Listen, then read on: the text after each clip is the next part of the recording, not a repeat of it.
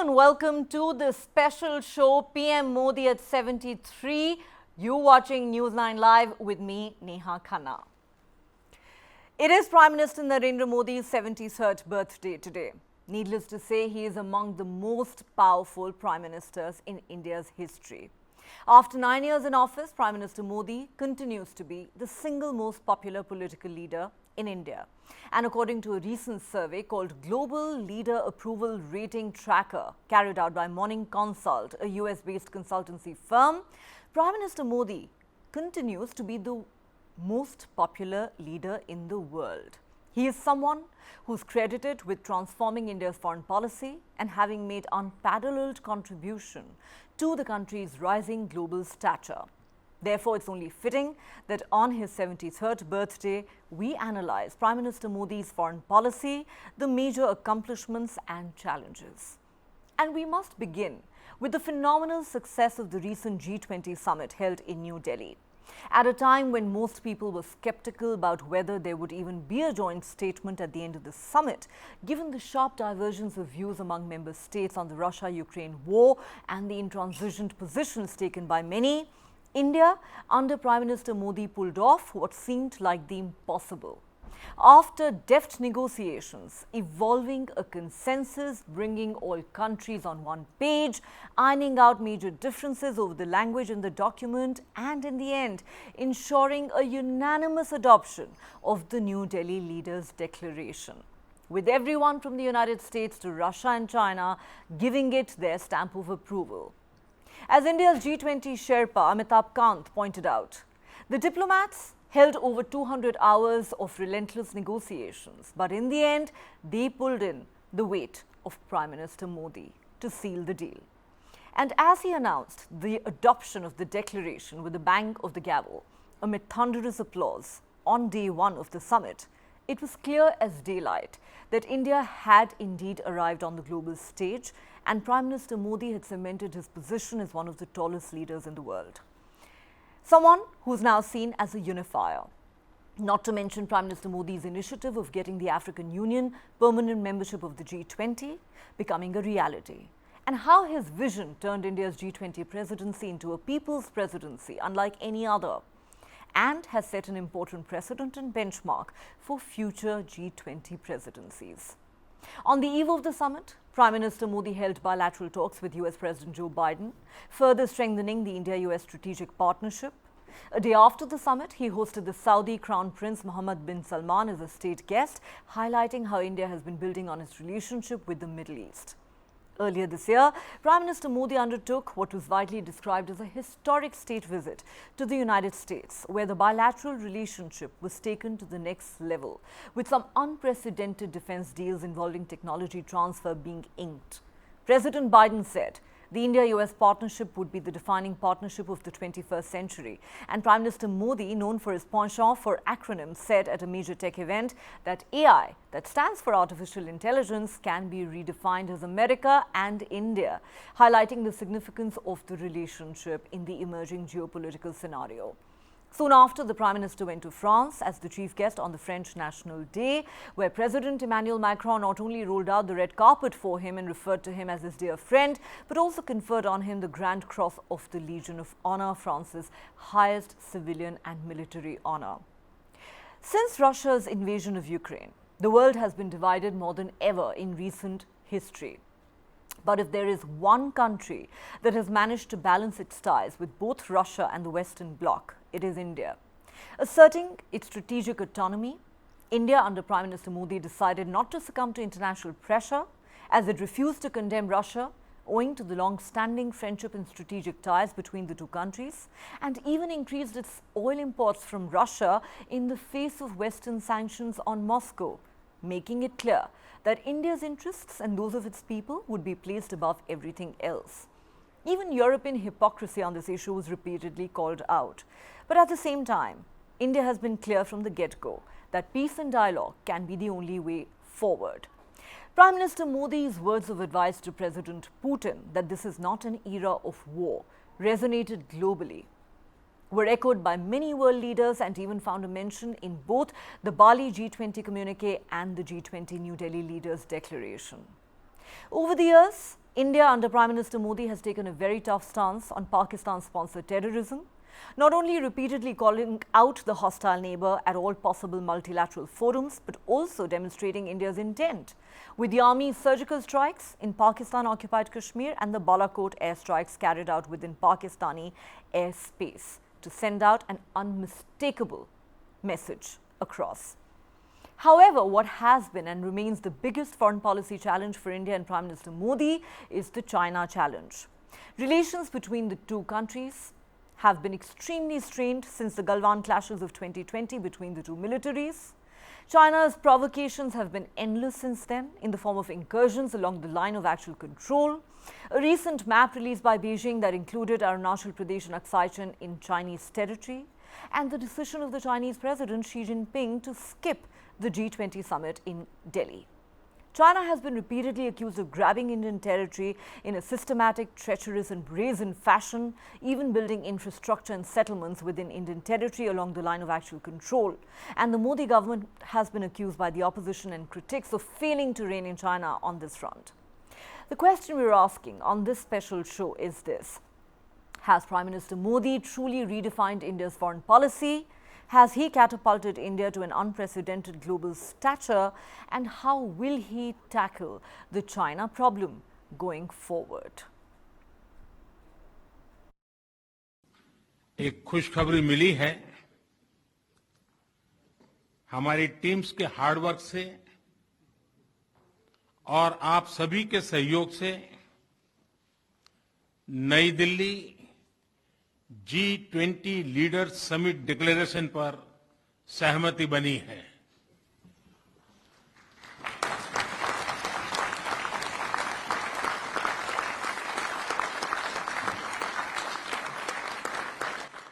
मेरा प्रस्ताव है कि इस लीडर्स डिक्लेरेशन को भी एडॉप्ट किया जाए।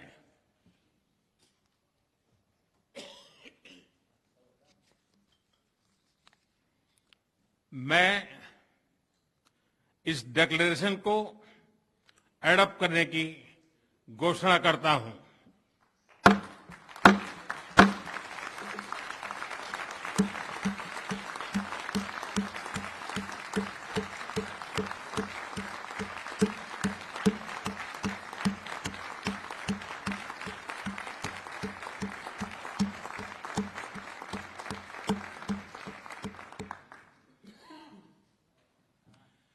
इस अवसर पर मैं हमारे मंत्रीगण, शेरपा और सभी अधिकारियों का हृदय से अभिनंदन करता हूं, जिन्होंने अथाक परिश्रम करके इसे सार्थक किया है और इसलिए वे सभी अभिनंदन के अधिकारी हैं।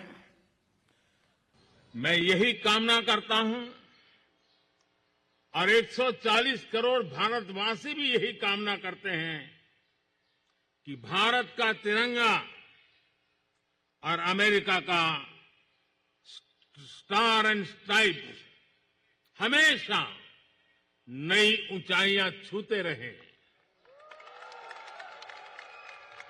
राष्ट्रपति बाइडेन, डॉक्टर जिल बाइडेन एक बार फिर आपके स्नेह भरे निमंत्रण के लिए, आपके गर्मजोशी भरे स्वागत और आतिथ्य सत्कार के लिए मैं आपका और 140 करोड़ हिंदुस्तान वासियों की तरफ से आभार प्रकट करता हूं। जय Hind. God bless America. Post Covid काल में वर्ल्ड ऑर्डर एक नया रूप ले रहा है। इस कालखंड में भारत और अमेरिका की मित्रता पूरे विश्व के सामर्थ्य को बढ़ाने में पूरक होगी। ग्लोबल गुड के लिए वैश्विक शांति, स्थिरता और समृद्धि के लिए दोनों देश साथ मिलकर काम करने के लिए प्रतिबद्ध है। हमारी मजबूत स्ट्रेटेजिक पार्टनरशिप डेमोक्रेसी की ताकत का स्पष्ट प्रमाण है कि युवा विशेष करके टैलेंट के कारण आज विश्व में अपनी पहचान बना रहा है। तो टैलेंट और टेक्नोलॉजी का ये मिलन मैं समझता हूं कि अपने आप में एक उज्जवल भविष्य के लिए गारंटी लेकर के आया है। ये सुबह कुछ ही मित्रों के बीच की है, लेकिन ये सुबह उज्जवल भविष्य की गारंटी लेकर के आई है। और मैं राष्ट्रपति बाइडेन का इस महत्वपूर्ण, भले ही छोटी हो, लेकिन मैं कहता हूं ये होनहार है, ये शानदार है और ये धारदार भी है और ये आने वाले भविष्य को बनाने वाली है। और इसलिए एक उज्जवल भविष्य की आशा अपेक्षा के संकल्प के साथ हम सब लोग राष्ट्रपति बाइडेन का जो विजन है, भारत के जो एस्पिरेशंस है, राष्ट्रपति बाइडेन के पास जो ताकत है और भारत के पास जो संभावनाएं हैं, उन सबको लेकर के आगे चलने का एक मक्कम निर्धार का ये अवसर है। और इसके लिए मैं सचमुच में मेरे मित्र रैमेंद्र को बहुत अभिनंदन करता हूं, क्योंकि उन्होंने जब भारत की यात्रा की, काफी समय निकाला और उन्होंने खुद ने जो अनुभव किया और उन्होंने आकर के यहां इसको आगे बढ़ाया। मैं आपका भी आभारी हूं और राष्ट्रपति बाइडेन जी का जितना आभार करूं उतना कम है। मैं फिर एक बार आप सबका बहुत बहुत धन्यवाद करता हूं। All right. So, has Prime Minister Narendra Modi reimagined and redefined India's foreign policy? Let's discuss this with our panel of experts. Joining me on the show today is Ambassador Shashank, former Foreign Secretary of India, and Ambassador Ashok Sajjanhar, former Indian diplomat. Gentlemen, welcome to the show. Ambassador Shashank, if I could start with you, as it is Prime Minister Narendra Modi's 73rd birthday today, we thought it's only fitting that we analyze the Modi foreign policy, especially given that this occasion comes close on the heels of the phenomenal success of the recent G20 summit. We will look at the specifics in terms of accomplishments and challenges in a moment. But first, sir, if I could have your overview of India's foreign policy under Prime Minister Narendra Modi's leadership over the last 9 years, how do you think it's evolved? I think there's a tremendous achievement by Prime Minister Modi. When he became the Prime Minister, everybody said that while he had been a great administrator, but he would have very little experience of foreign policy matters.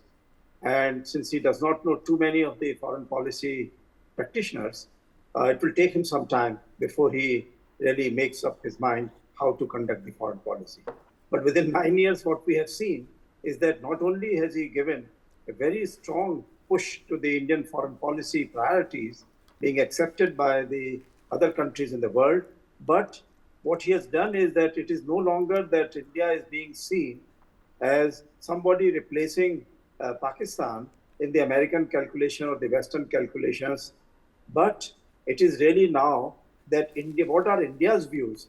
It is not that they are expecting that India would do certain things, would become more liberal, would become more democratic and all that, because they know that India is a democracy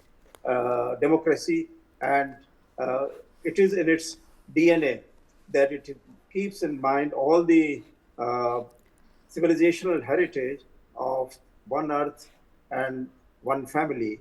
That means that it is not just the world human-centric, but it is the nature-centric, everyone earth-centric. So it's no longer even the America-China relationship. It's much more than that. And they have decided that now it will be AI, that is America and India together would be working on this. And India's views have been accepted by the Americans and all the countries in the world. So when you say that Chinese have appreciated, the Russians, of course, and the Americans, they've all appreciated what Prime Minister Modi and his team achieved in G20 in Delhi Declaration. I think that is something remarkable.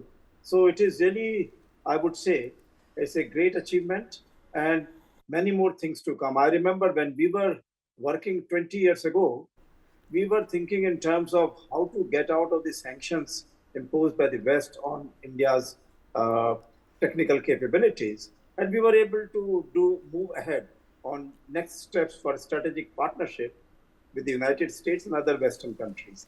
Now, what Prime Minister Modi has achieved, that this is really a defining partnership, not only as an objective, but as something which is very much close to realization, and where the practical steps have been taken by both America and India to work together in the critical and emerging technologies, in the various cyberspace and the space itself.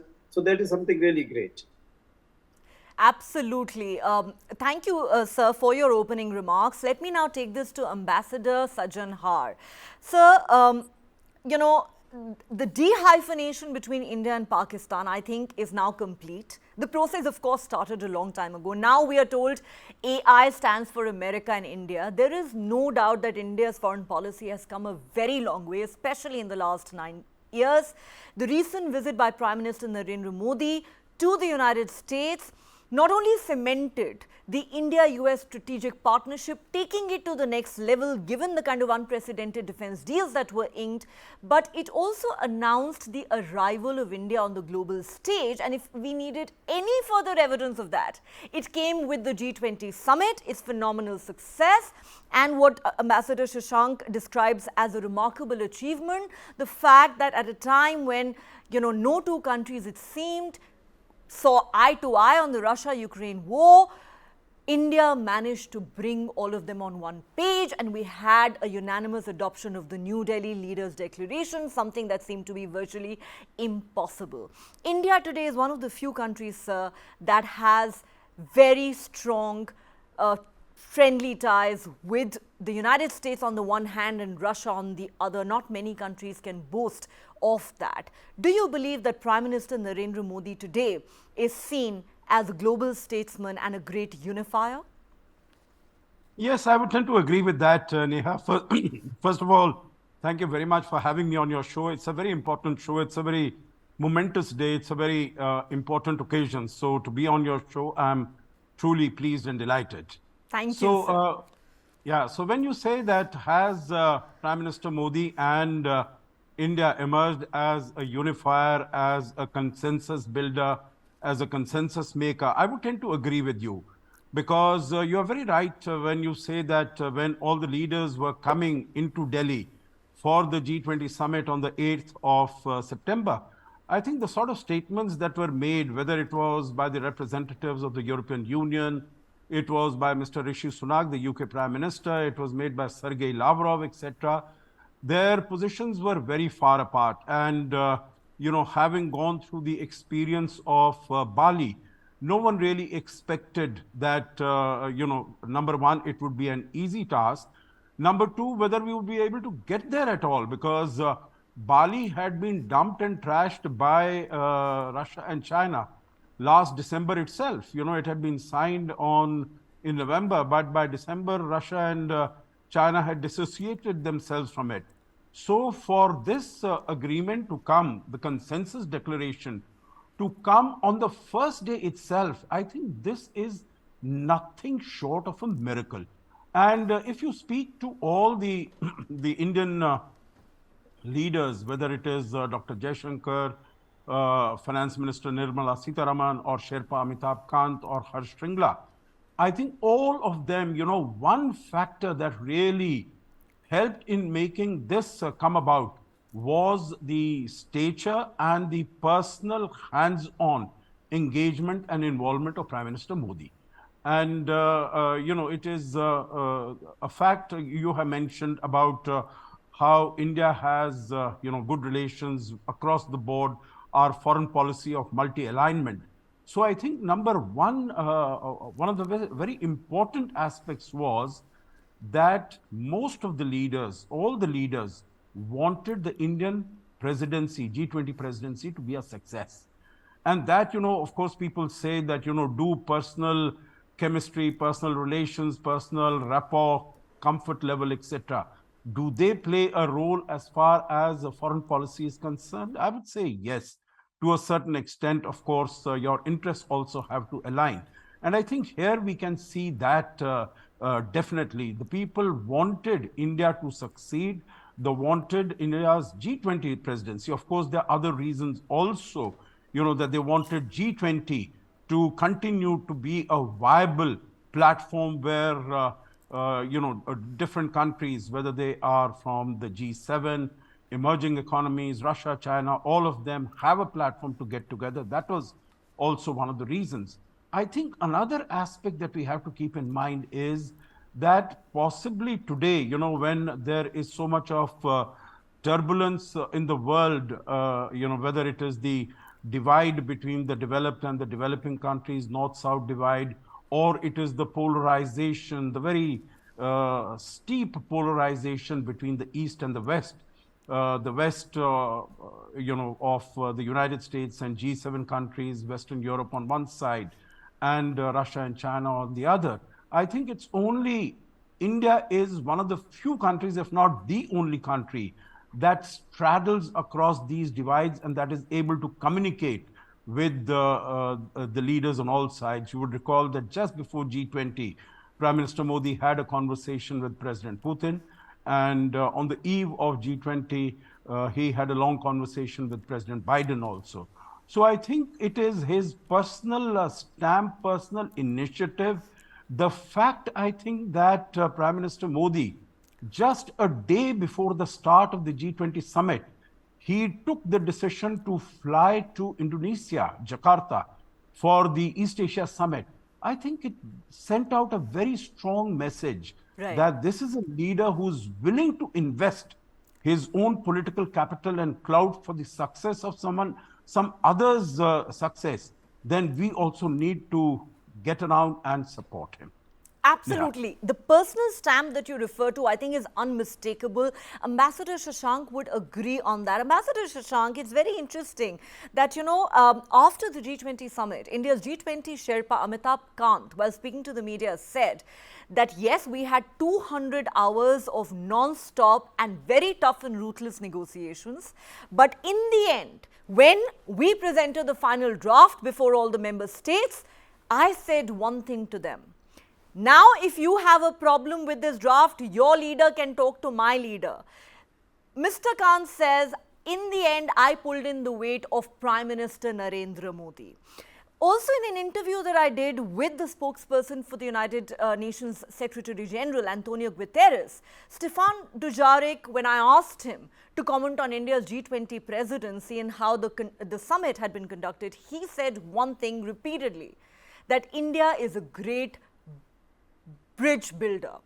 Therefore, my question to you is, from the days of non-alignment, has India now come to a stage where we are adherents to multi-alignment, so to speak? And is Prime Minister Narendra Modi today seen as a global statesman, as a consensus builder, as a unifier, somebody whose words of advice to President Putin that this is not an era of war have resonated globally? Yes, you're quite right. India is no longer in the camp thinking only in terms of non-alignment or strategic autonomy. What we are doing, not even multi-alignment, it is really issue-based partnerships and moving across the various partnerships in a seamless manner so that we are not trying to create differences and see what we can achieve from different groups. But what we are trying to do is make sure that every country in the world feels that their voice has been given importance and that they should work together. So this is what happened when we tried to get the G20 to become G21 with the African Union added to it. This is what we had discussed in the BRICS summit to add a few more countries so that those who felt that their food security and energy security interests had not been taken care of during the Ukraine crisis, they would be able to have a greater say during the BRICS Plus new gatherings from next year. And of course, as Ambassador Sajanahar has said, that in East Asia, where we have had for a long time our look east and act east policies, I think we have really, Prime Minister Modi was very mindful that these partners and neighbors of India and China should not feel that India is so much concerned only about the global image that it is forgetting the obligations towards the Asian partners. So he went there, and whatever time he had, he was able to spend together with all these countries in Asia for the East Asia Summit. and the dialogue with India. And I think this has made a tremendous impact. I must say that Prime Minister Modi has really proved himself to be a very adept practitioner of foreign policy matters, and I'm quite sure that in future, books will not be written on many European practitioners of diplomacy, but I think Indian Prime Minister would be considered as one of the greatest diplomat par excellence. Well, that is definitely a huge compliment and tribute to Prime Minister Narendra Modi's foreign policy, and with good reason. Gentlemen, for you and for our viewers, I want to quickly read out the salient points that we have collated as part of a graphic that summarizes some of the high points of Prime Minister Narendra Modi's foreign policy over the last 9 years. I'd like to quickly go through it before I come back to you. Now, the Prime Minister's tenure has undoubtedly seen active and high-profile diplomacy. There have been frequent visits by him to foreign countries and engagement with world leaders. In the very recent past, we've seen top world leaders descending in India, even in the run-up to the G20 summit, not just for the summit. There is no doubt that the Prime Minister is very, very popular, perhaps the single most popular Prime Minister with the Indian diaspora. And he's very actively engaged with the Indian diaspora during every foreign visit of his. He's tapped into the emotional and cultural connect of overseas Indians. There have been many foreign policy initiatives that have been framed in alignment with what some would call a nationalist agenda. Russia, for example, is a case in point. When India, decided to increase its Russian oil imports in the face of Western sanctions, it was made abundantly clear by Dr. Jaishankar, our foreign minister, to everyone that India's interests and the interests of the Indian people would be placed above everything else. And, India, in its foreign policy over the last decade or so, has increasingly emphasized on global issues such as climate change, the global fight against terror, and tried to bring everyone together. And then, of course, there has been an effort and outreach to attract foreign investments through multiple campaigns such as Make in India, which is almost synonymous with Prime Minister Narendra Modi's tenure as Prime Minister. Ambassador Sajjan Har, let me come to you now. Apart from the phenomenal success of the G20 summit, which we have dissected and debated, quite extensively since the event itself, what, according to you, have been some of the highest points of Prime Minister Modi's foreign policy? I want to get into specifics now. That's a big challenge, Neha, because there are so many of them. And, it will be very difficult to identify just one, two, or three of them. Let me put it this way, that if I were to describe Prime Minister Modi's foreign policy, I have used words like multi-alignment, I've used words like strategic alignment, in terms of looking at our interest. I would describe, if I had three words to describe, I would say that it is bold, it is confident, and it is compassionate. So let me very quickly, without going into very many details, go through this. One, in terms of boldness, I think the manner in which India has been able to expand its outreach to its strategic partners, particularly, to the United States, Japan, Australia, Europe, all of them. And that has been phenomenal. You did mention about the United States, so I'll just mention two more sentences. When Prime Minister Modi was invited to visit Washington, D.C., and he was there in New York for the International Yoga Day also. It is, the state visits in the United States are very infrequent to come by. They are quite rare. In Mr. Biden's tenure, this was the third state visit of his last 3+ years that he's been in office. So it is, he was invited on a state visit. And then he was invited also to address the joint session of the US Congress. Again, he was invited earlier in 2016. There is no other Indian leader who's been invited twice. There are very few world leaders who've been invited more than once to address the US joint session. And in that, you have names like Nelson Mandela and Winston Churchill. So, the manner in which this is a matter of optics, but in substance also, whether it is semiconductors, $10 billion investment, or it is G414 jet engines, transfer of technology. There are huge areas where we have taken the relationship forward. And similarly, it is with respect to our relations with Japan, with Australia. I think we really have taken them forward. Just one comment on that. When Prime Minister Modi visited Australia in 2014, I think it was November 2014, it was the first prime ministerial visit from India after 28 years. And after that, he was there again last year. So he has many places he has gone frequently, and that is this outreach is been the benefits of this outreach we have seen during the G20.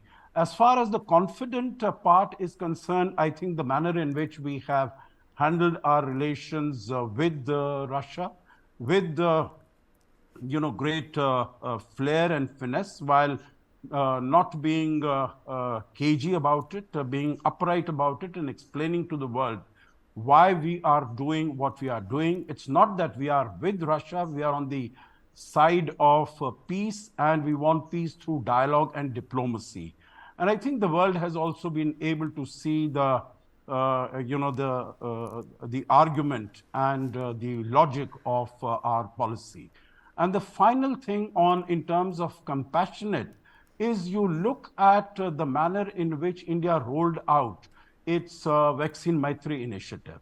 We started our own vaccination program, Neha, on the 16th of January 2021, and you would recall that our first vaccines which went to our neighboring countries, that is to Bangladesh, to Nepal and Bhutan, was on the 20th of January. That is within 4 days. Now, many developed countries had huge stockpiles of vaccines. They did not share it with anyone. That's right. We went around to developing countries, to Africa, to Latin America, to Asia.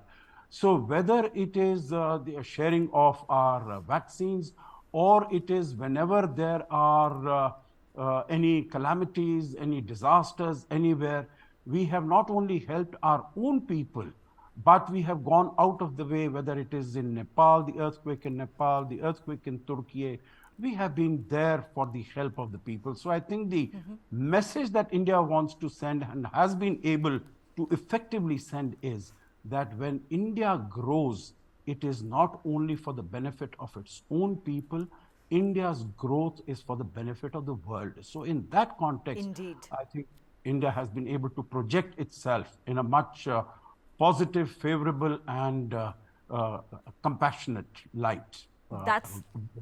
Yes, that's very comprehensively explained, Ambassador Sajjan Har. And you're quite right, amongst the many high points, the vaccine diplomacy certainly has been a very, very important one. Ambassador Shashank, let me come back to you, sir.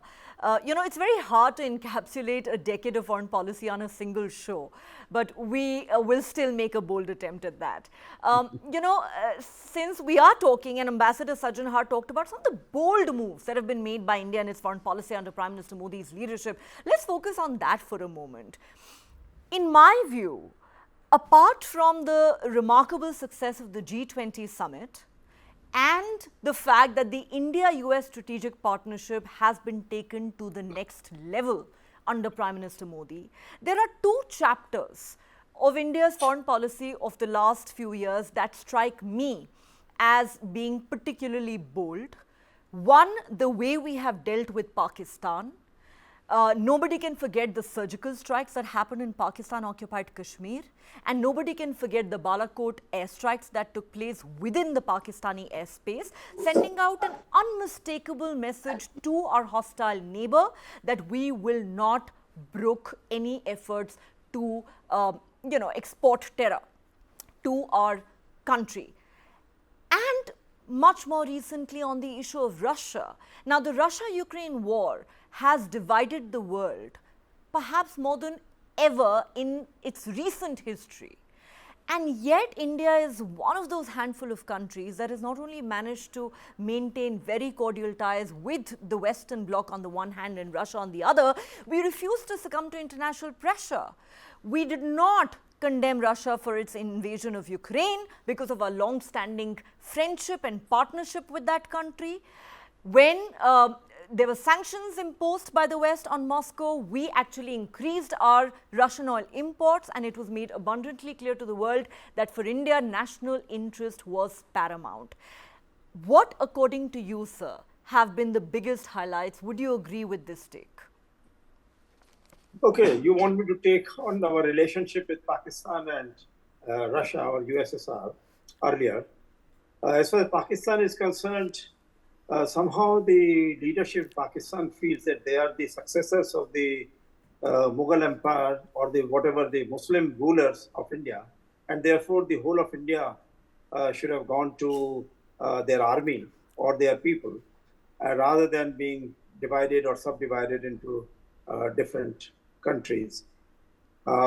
Every time they gave impression that if only India would make concessions to Pakistan, there would be permanent peace between our two countries, and that will be the end of it.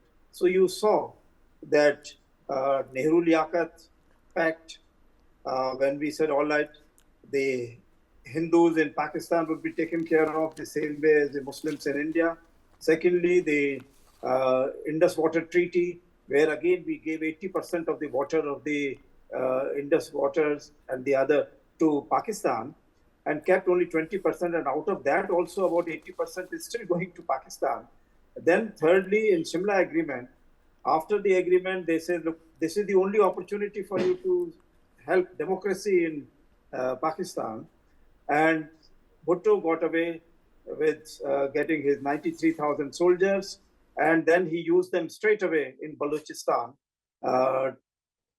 Then we saw this again. They say, okay, we will not be able to, we will control all the terrorist elements coming from any administered areas under the administrative control of Pakistan. That is the agreement with Vajpayee ji.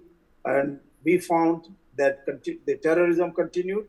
They went to the largest centers in India, population centers, and also not only that, they say, okay, the foreigners who are coming to India, they should be targeted. So the Israelis should be targeted, Americans should be targeted. This is what they were doing. And then they were setting up their bases in Afghanistan or in the borders between India and between Pakistan and Afghanistan. And they were spreading terrorism to countries in South Asia and to other countries, even in Southeast Asia, etc.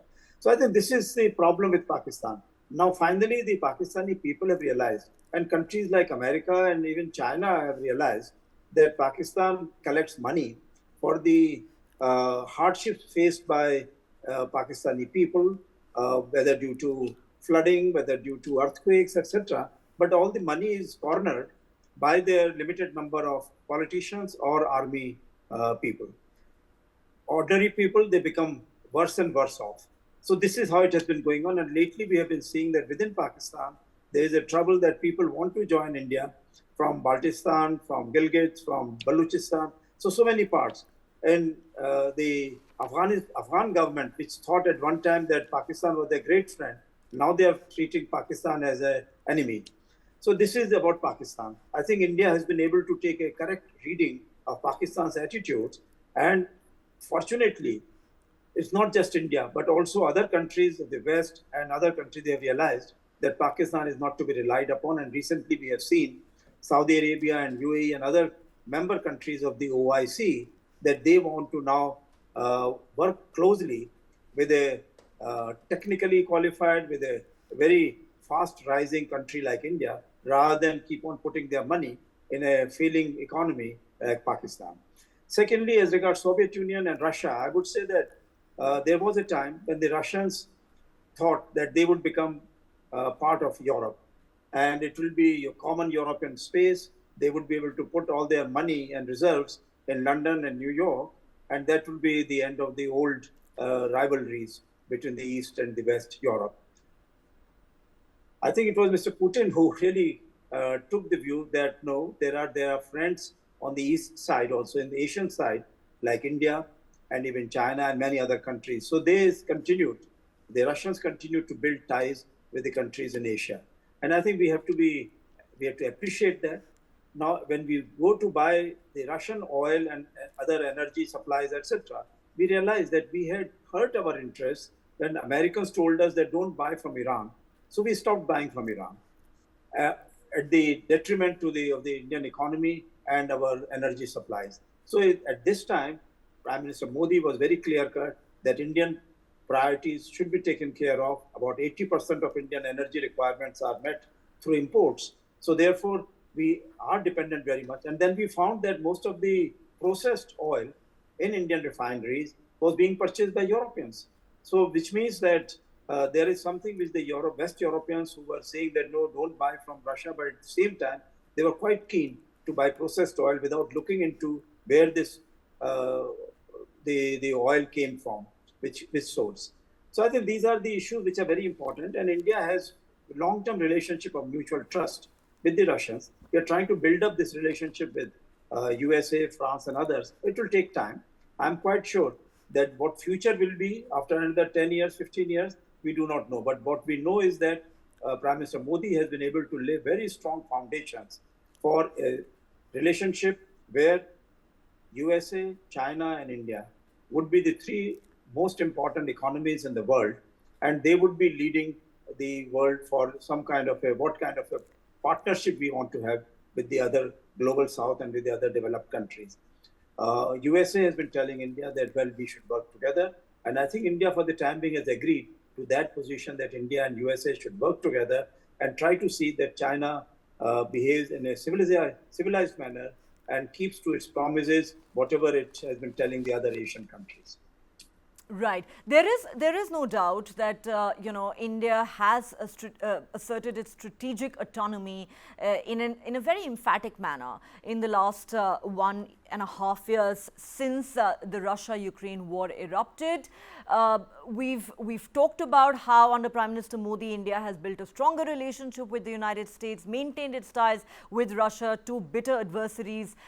We've talked about the success of the G20 summit. We've talked about how a tough message has been sent out to Pakistan on the issue of terror, and of course how India is even building stronger ties with the Middle East. There has been a massive outreach on that front. But let's now discuss, we've talked about the accomplishments. Ambassador Sajjanahar, we also need to address the challenges. And I don't think you would disagree with me if I said that the biggest challenge for India's foreign policy and for Prime Minister Modi on that front is undoubtedly the China headache. There have been endless provocations by that country. Relations have nosedived since the Galwan clashes of June 2020. Recently they released a map including Indian territory in theirs. President Xi Jinping decides to skip the G20 summit.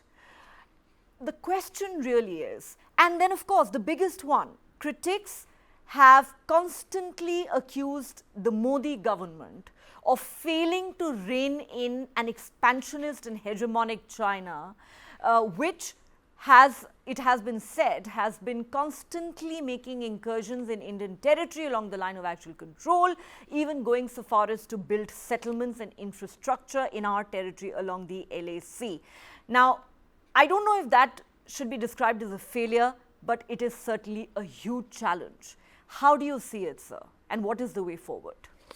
Yeah, thank you very much, Neha. I rarely, if ever, disagree with you. And on this occasion, I will definitely not disagree with you. I agree that China represents the biggest challenge to us, and particularly over the last 3 years, April 2020, when China, in violation of its commitments under the agreements signed in 1993 and 1996, that they will not bring in their troops in large numbers or their armory, weaponry, and equipment in large numbers, that they went back on all these commitments and they put that together.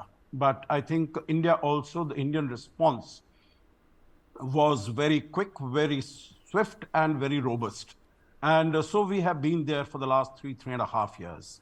So it is, yes, I will not say that it is a failure, at least. In earlier times, there used to be what is called salami slicing of the Indian territory.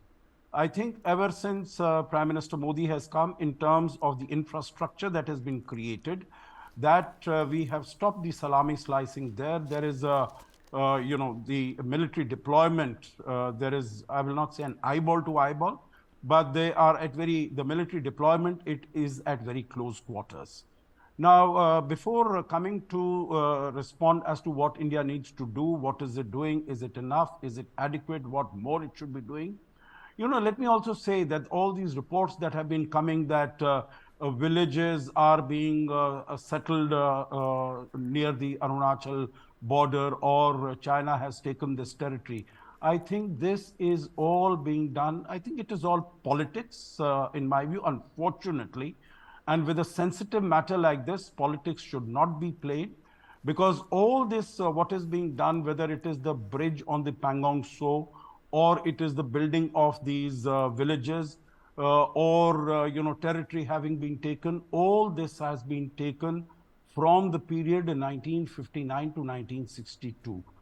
The 38,000 square kilometers of territory in Aksai Chin, that was taken in before 1962. And the territory on which villages are being constructed is my considered view that it is on the territory that was taken at that time. Now, on the map issue, 93,000 square kilometers of Arunachal Pradesh is being shown by them. India has totally rejected that map. It has said by giving new names or by putting some territory in your map, it doesn't make it your own. And it is not only India, there are other countries, Japan, Vietnam, Philippines, Malaysia, Indonesia, Nepal, Russia, they have all rejected this map and issued statements against it. Now, coming to the question as to what should India do? Before Prime Minister Modi's government came to power, there was no infrastructure that was being built in the border areas, because the thinking at that time, and this has been mentioned by the then Raksha Mantri on the floor of the parliament, that we don't want to make the infrastructure on our part, because if the Chinese are coming, they will also be able to use that infrastructure.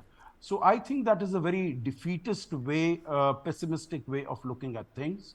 We have been, I think, in India over the last many years has been investing very significantly, whether it is in terms of building roads, tunnels, bridges, airports, etc., in those forward areas. And it was as a result of that we were able to put in place very quickly, 70,000 of our troops in the border areas in eastern Ladakh. Because when you would recall that when China moved its troops in April of 2020, it would have thought that India is too consumed with the COVID-19, because COVID had just then started. So let me, without going into details, let me, cut the details. But in addition to that, one is in terms of the infrastructure which we are doing. Number two is building up our economy, because that is the most important thing. If my pie is bigger, I will have a bigger proportion to invest in defense. And my pie is doing well over the last several years. Last quarter, we were 7.8% growth in GDP. Today, we are the fifth largest economy. In about 3-4 years, we are going to be the third largest economy, $5 trillion or so. So I think our economy needs to grow. And thirdly, we need to have good, strong external relations and external balancing. And in that context, whether it is the Quad, India, US, Japan, Australia, or our other linkages in the Indo-Pacific, they have been getting strengthened. We have been reinvigorating them. We have been making them more dynamic. And I think that is also very important. So across the board, we are adopting a multi-pronged approach to send out a message to China that India is not going to compromise on its territorial integrity and sovereignty.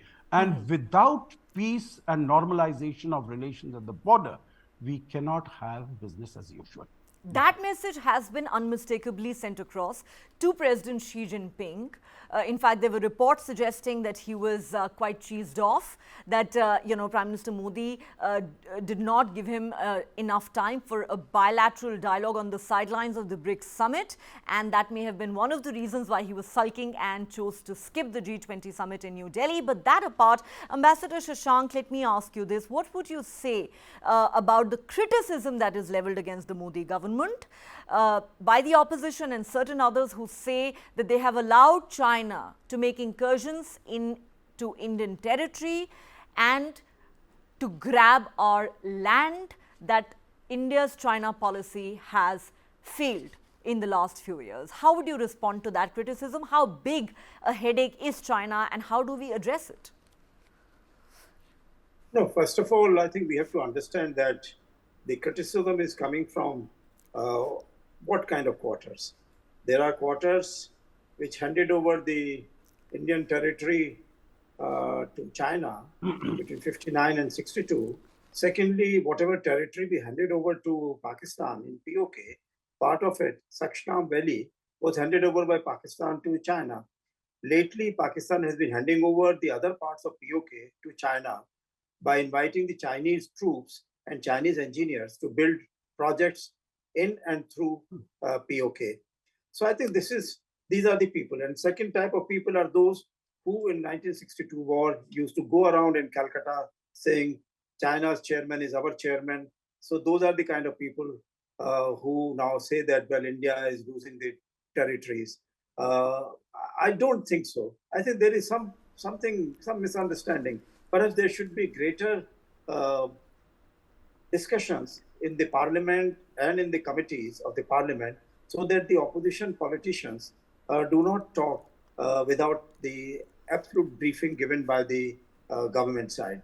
So that is very important, because this is a weakness of democracy, that if people do not listen to what the government has been doing and then simply want to oppose, as Ambassador Sajanar also said, then this opposition only distresses the people who are fighting for India and who are trying to keep the Indian flag flying high against the Chinese attempts to have their soldiers on the Indian borders.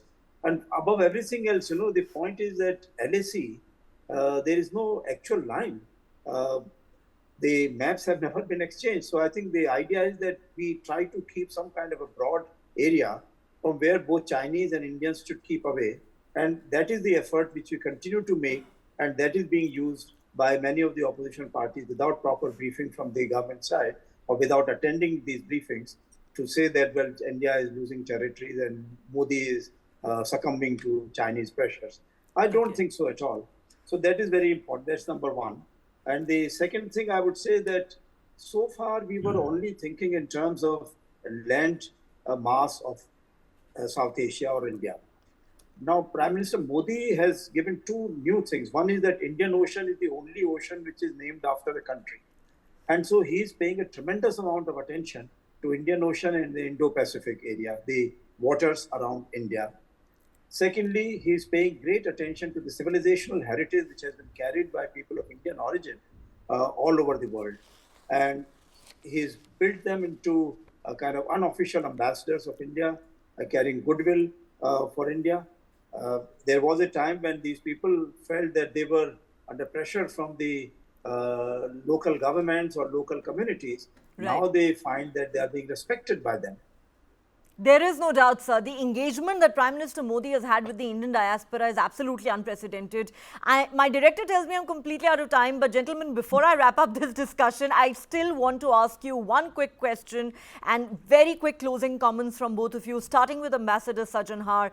Going ahead, sir, what do you believe is going to be Prime Minister Narendra Modi's biggest foreign policy priority? And let's not forget, next year we go into the elections.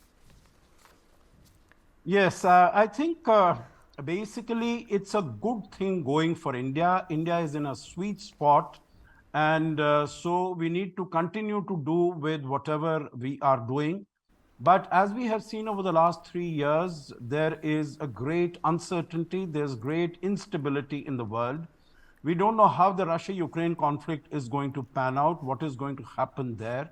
We've seen that there are enormous changes taking place in China, whether it's the economy, whether it's the youth unemployment, whether it is protests and demonstrations. So I think there is a lot of uncertainty. We have to be nimble-footed. We have to be on our feet. I think our strategic partnerships, whether it is with West Asia, whether it is with US, Europe, I think we need to strengthen that, basically focus on our economy. Once the economy is strong, we will be able to deal with all the challenges that come our way. No doubt about that. The Prime Minister, during his Independence Day address, did say that he hopes that India will be a developed nation by 2047. We're already the 5th largest economy in the world, though, of course, we also have to recognize that the Chinese economy is 5 times the size of the Indian economy. We are making rapid strides, and the Chinese economy also seems to be in some sort of trouble at the moment, but that gulf still remains. Ambassador Shashank, very quickly, sir, biggest foreign policy priority for Prime Minister Modi going forward, do you believe it's going to be China? How do you look at it? We have decided to set up infrastructure linkages, taking us to the west, to Europe, via Middle East, via West Asia. On the eastern side also, on the north-south also, we have set up a lot of corridors, a lot of multimodal infrastructure linkages. We need to implement them, number one. Secondly, the border areas through whom these linkages are built, they need to be given proper importance so that there's a tremendous amount of economic activity there and satisfaction among the people living there that they are part of this rising India and not fight among themselves. All right. On that note, gentlemen, it's been an absolute pleasure talking to both of you. It's always so fantastic to have your perspective on global issues and India's foreign policy, and what better day than to discuss it on the occasion of Prime Minister Narendra Modi's 73rd birthday. Thank you so much, Ambassador Shashank and Ambassador Sajanhar, for your time and perspective. Thank you very much. Thank you. Thank you. Thank you. Thank you very much indeed, Neha. Truly appreciate it, sir. Thank you so much. It's been an absolute pleasure for me. That's all the time we have on this special show on Prime Minister Narendra Modi's 73rd birthday, as we looked back at India's foreign policy under his leadership. Hope you enjoyed watching the show. Thanks very much for joining us.